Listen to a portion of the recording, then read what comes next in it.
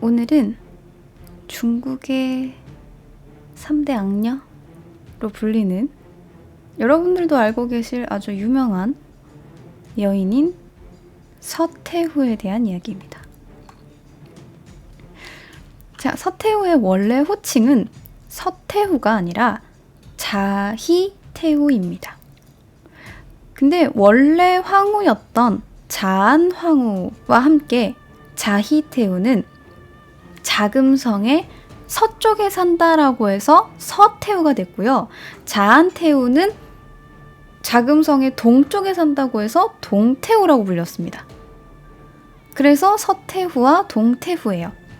공식적인 명칭은 아주 긴데 조금 줄여서 효흠현황후 예허나라씨예요. 그래서 줄여서 효흠현황후라고도 합니다. 자, 서태후는 1835년 10월 10일에 태어났다고 해요. 그런데 정확하게 출생지가 어디인지는 밝혀지지 않았습니다. 그냥 아버지가 예허나라 허징이고 어머니가 푸채씨라고 합니다. 이 서태후의 아버지는 말단 관리였기 때문에 어렸을 때 그렇게 부족함이 없이 살았다고 합니다. 꽤 유복한 생활을 했고 덕분에 약간의 한문을 읽고 쓸 줄 알았으며 회화, 자수 등등 당시에 여성이 지녀야 할 덕목들, 그런 기초적인 것들을 익혀나갔다고 합니다. 그러다가 1849년 아버지가 몽골 지역의 지방관으로 임명이 되어서 몽골로 이사를 가게 되었고 1852년 청나라에서 정기적으로 국력 안택을 했었습니다. 그리고 당시 16살이었던 서태후는 황제의 눈에 띄어서 궁녀로 뽑혀서 연명원이라는 곳에 지내게 됐어요. 근데 당시 서태후는 황제의 총애를 그렇게 받지 못했어요. 그래서 8단계의 비빈 등급 중에 되게 낮은 단계였던 6단계였어요. 근데 이에 대해서는 조금 말이 많아요. 남편이었던 한풍제의 눈에 잘 들지는 못했다고 해요.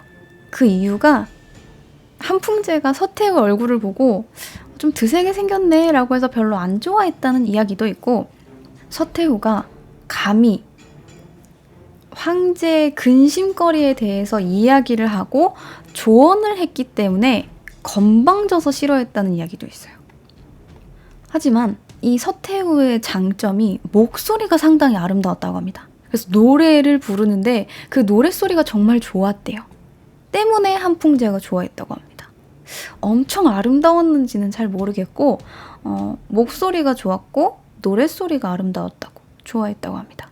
덕분에 승은을 입게 되었고 1년 뒤인 1856년 황후였던 동태후도 낳지 못한 아들을 서태후가 처음으로 낳게 됩니다. 덕분에 그녀의 아들은 유일한 황위 계승자가 되었고 의귀비의 책봉이 됐어요. 그래서 후궁임에도 불구하고 거의 황후급 영향력을 갖게 됩니다. 그러다가 1860년에는 사건이 하나가 터지는데, 선주는 중국인인데 선적은 영국 선적인 한 배가 검문에 걸립니다. 근데 그 배가 밀수 혐의를 받아서 당시 선원이었던 천국의 선원 12명이 체포가 되고 당시 배에 걸려 있었던 국기가 강제로 내려지게 돼요.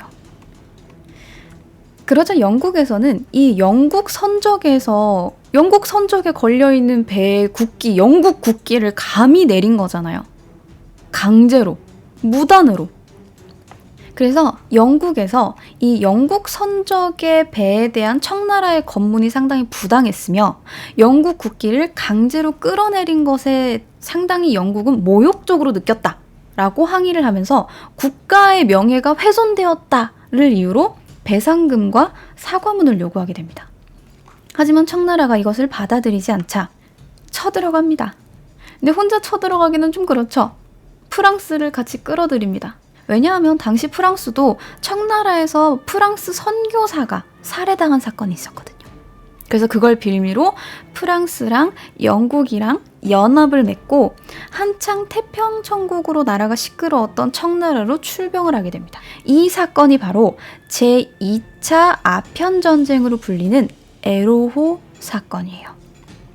그래서 이걸로 인해서 군사 분쟁이 격화가 되어서 프랑스랑 영국이 베이징에 침입을 하게 되고, 당시 황제였던 한풍제는 황실의 정원이었던 피서산장으로 피난을 가게 됩니다.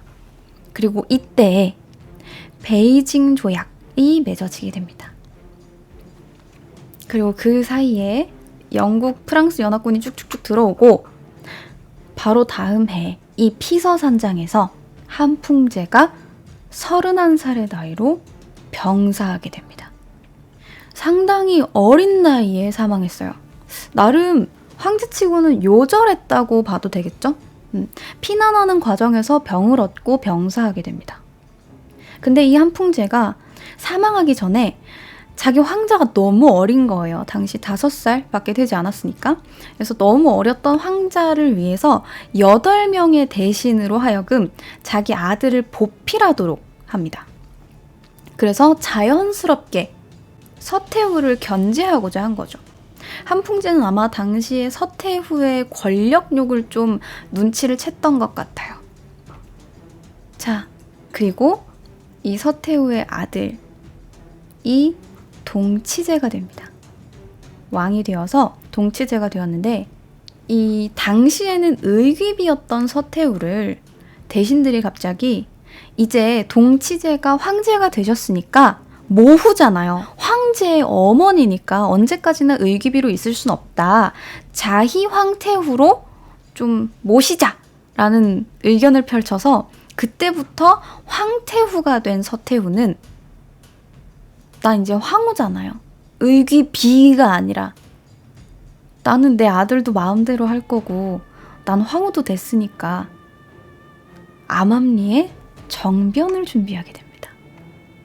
그리고 한풍제 유지를 이어받았던 8명의 고명 대신들을 체포해버립니다. 그리고 통치권을 완전히 다 갖게 됐어요. 이것이 바로 신유정변입니다. 당시 서태후의 나이가 27살이었어요. 자, 그렇게 서태후의 아들인 동치제가 5살이었던 1861년에 청나라의 10대 황제로 즉위합니다.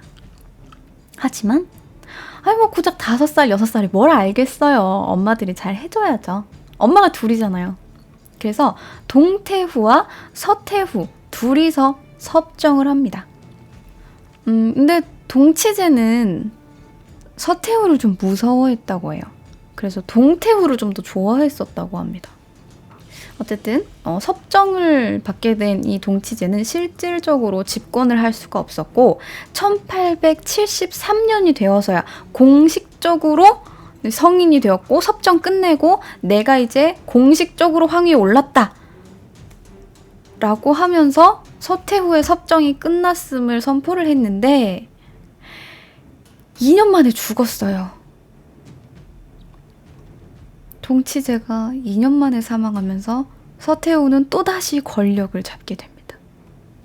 동치제는 제대로 통치도 못 해보고 1875년 18살에 천연두로 사망했어요. 물론 이것에 대해 말이 많아요. 자기 아들을 정신 못 차리게 하려고 매음굴 이런 데에다가 넣어서 성병을 얻게 한 다음에 일부러 죽게 만들었다라는 이야기도 있고 독사를 했다 이런 이야기도 있고 말이 많은데 어쨌든 공식적으로는 천연두에 걸려서 사망했습니다. 그 이후 동치제의 후궁들은 동치제를 따라 자결했어요. 이것도 서태후가 했다는 이야기도 있는데 당시에는 그냥 중국의 문화 자체가 후궁들은 왕을 따라서 자진하는 것이 관례였다 이런 이야기 있는데 어쨌든 자, 근데 동치제가 이렇게 사망을 했는데 그럼 이제 누가 왕이 돼요? 한풍제 죽었고요. 적장자인 동치제도 죽었는데 그럼 이제 다음 때 왕은 누구죠? 서태후의 여동생이자 한풍제의 남동생 둘이 결혼을 했었는데 이 둘이 아들을 하나 낳아놨어요. 그래서 입양을 합니다. 3살짜리 아이를. 광서제예요. 3살의 광서제를 왕으로 즉위시키고 자신이 또다시 섭정을 합니다. 그리고 1881년에는 아주 우연히 동태후가 계단에서 굴러서 급사했어요. 물론 이것이 암살이다라는 의견이 좀 더 많습니다. 자, 이렇게 고명 대신들도 죽었겠다. 자기 아들도 천연두로 죽었겠다. 그 다음 왕은 어쩔 수 없이 3살짜리고 같이 섭정을 하던 동태후는 그냥 갑자기 죽어버렸네. 이 청나라를 이끌 사람이 이제는 서태후밖에 남지 않았어요. 이 서태후는 집권 시절 동안 잔인함으로 상당히 유명했습니다. 죄인이 있으면 옷을 벗기고 그물로 몸을 조여요. 그물로 몸을 막 조인 다음에 그 그물 사이로 살이 이렇게 삐져나오잖아요. 그럼 그걸 다 잘라요. 단도로 다 도려냅니다. 그리고 이걸 1000번을 버티면 사형수라도 풀어줬다고 해요. 그리고 은 3만 냥을 소비해서 지은 자신의 여름별궁인 이화원에 잘생긴 남자들을 잡아넣습니다. 잡아다 모아놓고 매일매일 한 명씩 픽하는 거예요. 너, 오늘은 너야. 이렇게 해서 그날 밤은 그 남자와 유전자 정보를 교환을 한 뒤 다음날 그 사실을 아무에게도 말하지 못하도록 죽입니다. 그냥 죽이는 거 아니에요. 머리만 내놓고 땅에다가 묻어요. 근데 이대로 그냥 죽이는 게 아니에요. 이 두피에다가 칼집을 내고 끓는 수은을 붓는 거야. 그러면 수은이 피부 밑으로 흘러 들어가겠죠? 그럼 그 남자는 되게 고통스러워 하겠죠? 그렇게 남자는 고통의 몸부림을 치다가 죽는 겁니다. 그런데 이렇게 서태후가 잔인하게 친정을 할 동안 광서제는 나름 좀 머리가 컸어요. 그래서 서태후한테 좀 반발을 하려는 생각도 있었습니다. 그래서 광서제는 변법 자강운동으로 개혁을 꿈꿨어요. 그러면서 자신의 군대를 가지려고 하자 서태후가 이를 반대합니다. 당연히 그렇겠죠. 이 권력 다 내 건데 광서제가 머리 좀 컸다고 자기 군대를 이렇게 막 이끌면 어떡해요. 안 되잖아요. 그래서 서태후가 이를 반대했고 변법 자강운동을 하던 그 변법파가 서태후를 제거하려고 하자 여기에서 배신자가 나타납니다. 그 배신자가 바로 위안스카이입니다. 위안스카이가 변법파를 배신하고 서태후 쪽에 붙게 되죠. 지금 변법파가 화군님을 제거하려고 하고 있습니다. 저만 좀 살려주십시오. 이렇게 하는 거죠. 그렇게 서태후는 보수파들과 함께 무술정변을 일으켜서 광서제를 정치에 관여할 수 없도록 유폐를 시키고 변법파를 대거 숙청합니다. 그렇게 변법 자강운동은 백일천하로 끝나게 되죠. 자, 그런데 서태후는 이렇게 열심히 반대파도 숙청을 하고 남자들이랑 유전자 교환도 하고 하면서 엄청 바쁘게 살면서 나이를 먹어갔고 그러면서 나이를 먹는다는 거에 좀 걱정을 했나 봐요. 꾸준히 미모를 가꾸었는데 어떻게 가꾸었냐면 진주가루를 먹어요. 왜냐하면 진주는 젊음을 유지시켜준다고 믿었거든요. 그래서 진주가루를 먹고 머리가 좀 빠진다 싶으면 시녀들을 시켜서 가발을 만들어서 가발을 쓰는 등 열심히 꾸몄는데 서태후는 만주족이라서 전족은 하지 않았어요. 근데 전족을 하지 않는 대신에 굽이 높은 신발인 화분회를 신었고 젊음을 유지시켜준다라는 이야기가 있는 진주로 망토를 엮어서 진주 망토를 만들어 입었어요. 그리고 일을 할 필요가 없는 높은 신분이다라는 걸 상징하는 의미로 손톱을 엄청 길게 길렀고 그 손톱을 보호하기 위해서 혹은 장식하기 위해서 곡갈 형태의 장신구를 끼웠는데 이것을 호갑투라고 합니다. 여러 가지로 많이 만들었어요. 금으로도 만들었고 금은 그냥 기본이에요. 뭐 비취를 깎아서 만드는 경우도 있고 상당히 여러 가지 종류의 호갑투가 있었습니다. 그리고 사치도 심해서 한 번 신은 버선은 2번 더 신지 않았어요. 그냥 한 번 신으면 버선도 끝이에요. 옷만 해도 옷이 3,000여 상자 정도 있었고 밥을 한 끼를 먹으면 반찬이 128개. 한 끼마다 128첩 반상을 받는 거예요. 말도 안 되는 진수성찬이죠. 이 한 끼를 지금 돈으로 따지면 한 끼에 800만 원 정도를 쓴 거라고 합니다. 근데 결국 이것 때문에 사망합니다. 74살의 나이에 생일날 연회에 과식을 했고 이것 때문에 이질에 걸려서 사망하게 됩니다. 그 나이에는 좀 소식을 했었어야 됐는데 과식을 하셔가지고 이질에 걸려서 사망합니다. 근데 이 서태후는 이질에 걸렸을 때 광서제가 마침 한 38살쯤 됐어요. 그런데 서태후가 이질에 걸려서 이제 막 오늘 내일 하고 있을 때 갑자기 광서제가 더 먼저 죽어버립니다. 여기에 대해서는 위안스카이가 광서제를 독살했다라는 이야기가 있습니다. 근데 광서제의 시체에서 실제로 독성 성분이 나와서 거의 이게 좀 정설이에요. 자, 이렇게 왠지 자기가 죽고 나면 마음대로 할 것 같았던 광서제가 38살의 나이로 서태후보다 먼저 죽자 서태후는 이질에 걸린 채 독단적으로 광서제의 동생이었던 순친왕의 3살밖에 안 된 아이를 다음 황제로 임명합니다. 또 3살짜리예요. 그래서 12대 황제인 여러분들이 알고 계신 마지막 황제 푸이가 왕이 됩니다. 그렇게 푸이를 12대 황제로 임명을 한 뒤에 서태후는 바로 다음 날인 11월 15일에 사망했어요. 그녀는 사망하면서 유언으로 이렇게 이야기했습니다. 다시는 나처럼 여자가 정사에 나서는 일이 없도록 하여라. 무슨 의미였을까요? 그러니까 너무 자신이 힘들었다는 이야기였을까요? 아니면 자기가 나라를 말아먹은 것 같으니 2번 다시 못하게 해라 라는 의미일까요? 뭔지는 모르겠어요. 하지만 그런 유언을 남겼다고 합니다. 자, 근데 이 서태후가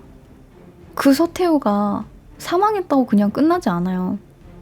서태후는 살아있을 때 자신이 묻힐 청왕조의 무덤이었던 동릉이라는 곳을 30년 동안 공사를 했어요.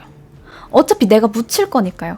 결국 내가 묻힐 곳이니까 공사를 해놨는데 청일전쟁에서 청나라가 패하고 일본에 배상금을 지불하느라 나라의 국고가 거덜난 상황에서도 30년간 지은 동릉이 마음에 들지 않는다며 재공사를 명령하기도 했습니다. 그만큼 신경을 써서 동릉을 지은 뒤에 이제 거기에 묻혀서 극락왕생을 꿈꿨던 거죠. 그렇게 서태후가 청동릉의 유릉에 안장이 된 이후 시간은 흘러 1928년 군벌 시대가 도래하게 됩니다. 그리고 군벌의 수장이었던 손전영이 장개석의 국민당 부대에 들어가서 군량과 군자금을 마련하기 위해서 도구를 하게 됩니다. 원래 이 손전영이라는 사람이 좀 막 살았던 사람이에요. 마작하면서 도박도 되게 좋아하고요. 도굴도 했었고요. 그렇게 막 살던 사람이 이제 군자금이 부족할 것 같으니까 청왕조의 무덤을 도굴하기로 합니다. 근데 이쯤에 동릉은 이미 일반 도굴꾼들에 의해서 뭐 그냥 위에 있는 건 다 뜯어갔어요. 전각이라든지 나무라든지 그런 건 이미 다 뜯어갔는데 지하 궁에까지는 못 들어갔던 거죠. 그러니까 실질적으로 시체가 묻혀 있는 곳은 아직 못 봤던 거예요. 그러자 이 손전영이 이렇게 이야기합니다. 야! 어차피 털릴 거 우리가 먼저 털어버리자. 지금 우리가 도굴하지 않으면 일반인들이 훔쳐간다 라는 합리화를 하면서 공식적으로는 능을 보호하고 재정비를 한다 라면서 일반인의 출입을 금지시키고 도굴을 시작합니다. 그리고 도굴의 첫 스타트가 된 곳은 역시 유명한 서태후였죠. 제일 부장품이 많을 것 같았거든요. 가장 먼저 서태후의 무덤을 도굴했는데 그들이 서태후의 무덤을 도굴을 하면서 관을 빡 여니까 보인 게 서태후가 착 누워서 비취로 만든 용이 9마리 용이에요. 비취로 만든 9마리의 용이 여의주를 물고 있는 관을 쓰고 있어. 발 밑에는 옥이랑 비취로 만든 연꽃이 막 있어. 주위에는 그냥 뭐 번쩍거리는 보물 그냥 다 있는 거예요. 양 옆으로 쫙 관 끝까지. 근데 관 뚜껑을 열면서 외부 공기가 유입이 되자 시체에서 갑자기 공기 빠지는 소리가 들리면서 시신이 푸른 빛이 됐다고 합니다. 그런데 그 와중에 가장 놀라웠던 것은 탄력을 잃으면서 벌려진 그녀의 입에서 나온 게 제일 충격입니다. 분리되면 무색 무광의 2개의 보석이 되고 합쳐지면 둥근 공 같은 보석이 되는 이것은 야명주예요. 야명주는 하나의 구로 합쳐지면 빛을 내는 구슬입니다. 그래서 한번 딱 빛이 나면 백보 밖에서도 머리카락을 볼 수 있을 정도로 환한 빛이 난대요. 이 당시에도 서태후의 입을 열자 그녀의 입에서 빛이 뿜어져 나와서 무덤 귀퉁이 벽까지 다 닿았고 한 30걸음 밖에 있는 병사의 머리까지 이 빛이 비쳤다고 합니다. 근데 이 야명주는 빛을 내는 것 외에도 더위를 막아서 몸을 서늘하게 해주고 죽은 사람의 입에 물려주면 시신이 썩지 않는다라고 당시엔 믿었어요. 그래서 서태후의 입에다가 물려놨던 건데 이걸 발견한 병사들이 바로 입으로 손을 가져가서 이 야명주를 꺼내려고 했어요. 손전영의 부하가 서태후의 입에다가 손을 넣자마자 야명주가 또르륵 굴러가서 시신의 목구멍으로 넘어가게 됩니다. 그래서 이 야명주를 꺼내기 위해서 시신의 목구멍 깊숙이까지 손을 쑤셔 넣었는데 구슬이 잡히지 않자 서태후의 입에다가 칼을 쑤셔 넣습니다. 그래서 좌우로 벌려서 갈라서 야명주를 꺼냅니다. 게다가 옷 안이나 몸속에도 보석을 숨겼을까 싶어서 20분 동안 이 서태후의 용포를 벗기고 저고리를 벗기고 바지를 벗기고 신발을 벗기고 버선을 전부 다 벗기고 이빨을 뽑고 몸 구석구석을 다 수색을 합니다. 입안에도 있었으니까 다른 구멍에도 있을 수 있잖아요. 뭐 귓속이라든지 뭐 있을 수 있잖아요. 그래서 전부 다 수색을 한 뒤에 사흘 동안 손전영이 여기에서 얻어간 보물은 대형 손술의 30대. 그리고 제일 중요한 이 야명주. 이 야명주는 누구한테 갔느냐면 당시 손전영이 속해 있던 국민당의 수장이었던 장개석의 아내인 송미령에게 갔어요. 그리고 그 이후로 행방이 묘연합니다. 어디 갔는지 몰라요. 근데 이렇게 군인 주제에 서태후의 무덤을 도구라고도 멀쩡할 수 있을 것 같아요? 아니죠. 반발이 일어납니다. 그러자 손전형은 수레에서 보물을 그득 꺼내서 고위 간부들한테 뿌리기 시작합니다. 처벌을 피해갔어요. 이렇게 각지로 퍼진 야명주를 비롯한 보석들은 지금도 행방을 알 수가 없는데 그냥 몇몇 보물들만이 알려져 있어요. 그 중에 특히나 좀 웃긴 건 서태후가 부탁을 했다는 보물인데요. 이건 지금 대만의 고궁박물관에 전시가 되어 있어요. 이게 뭐냐면 옥배추. 사후세계에서 밥 해먹으려고 그랬나 봐.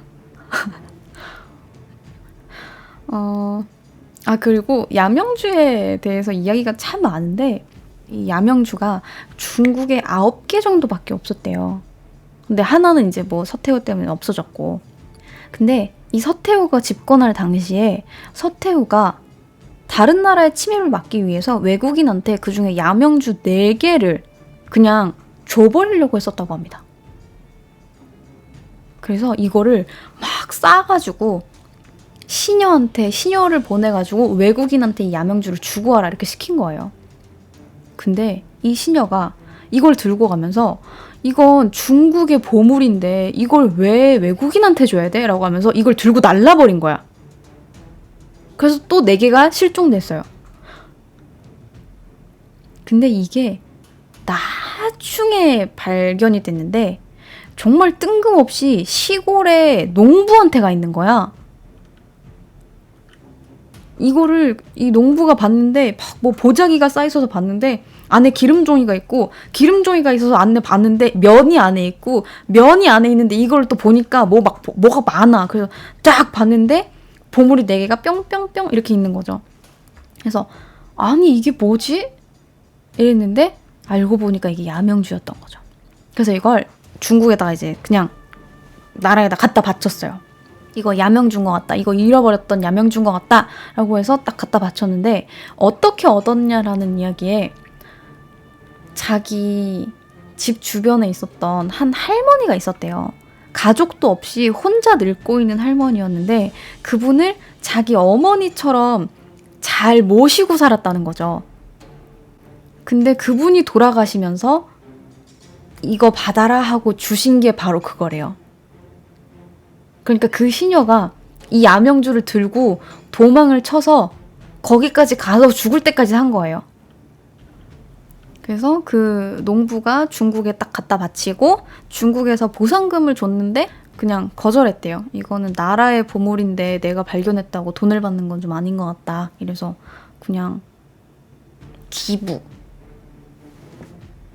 나름 진심이었던 것 같아요. 자, 그러면 여기까지 오늘 서태후 이야기 마무리하도록 하겠습니다.